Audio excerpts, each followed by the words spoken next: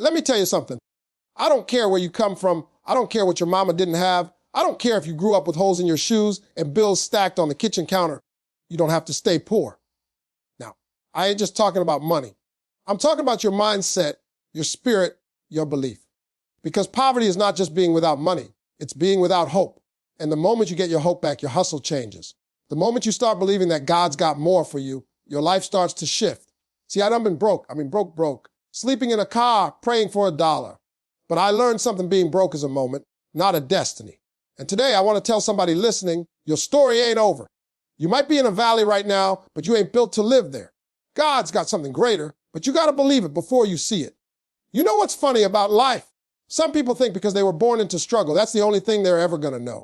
But that's not true. Poverty is not a life sentence. It's just a condition, a circumstance.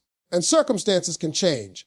When you see a man or woman struggling financially, you're not looking at their final picture. You're looking at their current frame. The mistake people make is confusing where they are with who they are. You might be broke today, but that doesn't mean you are broke. It just means you don't have money right now. There's a big difference. Because being broke is a financial state, but staying broke is a mental one.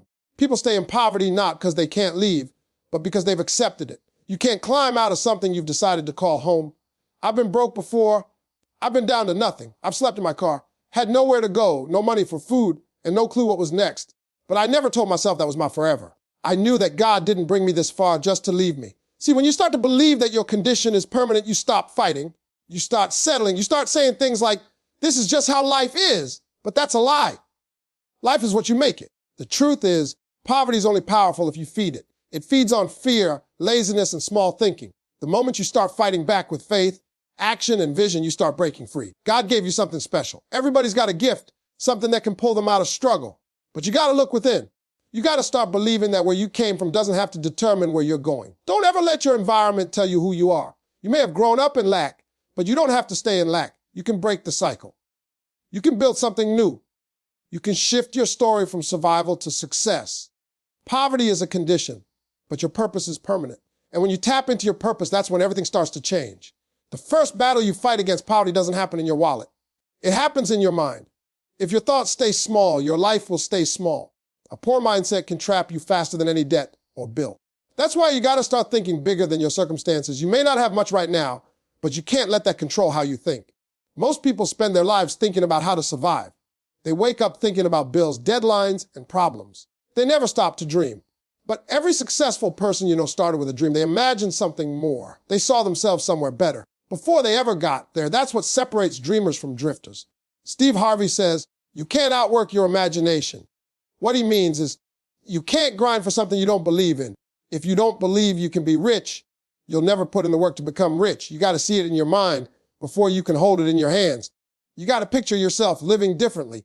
If you grew up in poverty, you've been trained to think small. Just get by, just make ends meet, just stay safe. But God didn't create you to just get by. He created you to live abundantly. When you change your thoughts, you change your world. Start by saying things differently. Stop saying, I can't afford that.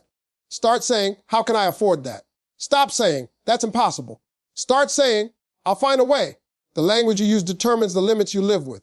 You don't have to stay poor, but you do have to think differently. It's not about being delusional. It's about being faithful. You have to believe in something greater than your reality. The world will tell you it's impossible. Your circumstances will say it's too hard, but your faith will whisper, keep going. That's how you break the chain of poverty. Not just by working harder, but by thinking higher. Every person on this earth was born with a gift, and that gift is your key to escaping poverty. People get stuck chasing money, but money runs away from people who don't walk in their purpose. Your gift is what attracts opportunity. I didn't get rich because I chased fame or cash. I got rich because I found my gift, making people laugh. My gift opened doors that hard work alone couldn't. That's what people don't understand. You can work 16 hours a day doing something you hate and still feel broke because your spirit is bankrupt. But when you work in your gift, doors open that you can't explain. You don't have to stay poor, but you do have to discover your gift. Stop comparing yourself to others. Your gift might not look glamorous at first. It might not even look profitable. But if it's truly your gift, it'll make room for you. It'll bring you before great people. The reason most folks never find success is because they never find themselves. They keep doing what the world tells them instead of what God designed them for. Your gift isn't your hobby. It's your calling. And when you honor that, things start shifting. Don't despise small beginnings. Every blessing starts as a seed. The problem is, people expect fruit overnight. You gotta plant, water, wait, and believe. The moment you stop using your gift, you go back to struggle. The moment you commit to it, things start flowing. Your gift will take you places hustle never could. You'll work hard, yes, but it won't feel like a burden. It'll feel like purpose. Poverty loses power when you start living in your calling. Let me be real with you. You can't pray your way out of poverty without working your way out too. Faith without works is dead. You can believe all day, but if you don't move your feet, you'll stay in the same place. Some people want miracles but aren't willing to move. They want blessings but don't want the grind. That's not how life lessens effort. When you mix faith with grind, that's when things shift. You don't have to stay poor, but you do have to work like you mean it. You can't sleep 10 hours a night and expect to live your dreams. You can't scroll through social media for hours and expect results. You got to get up and chase your vision. Every successful person had a season where no one believed in them. They worked when nobody clapped. They trusted when nothing made sense. That's what faith looks like, believing before you see. Your situation won't change overnight, but your consistency will change your future.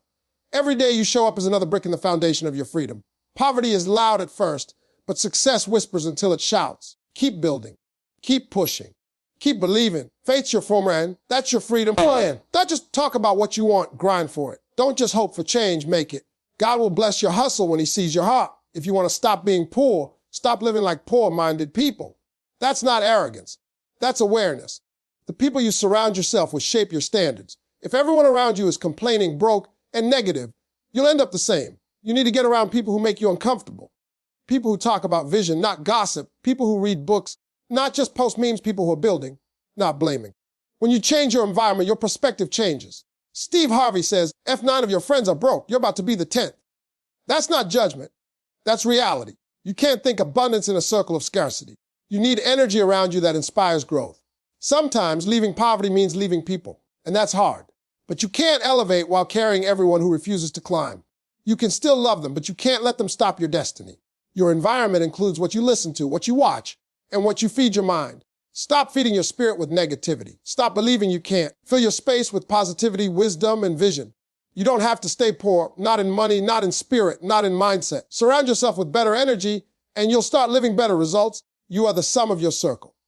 Make sure that circle points upward. Listen to me. Your past might explain you, but it don't define you.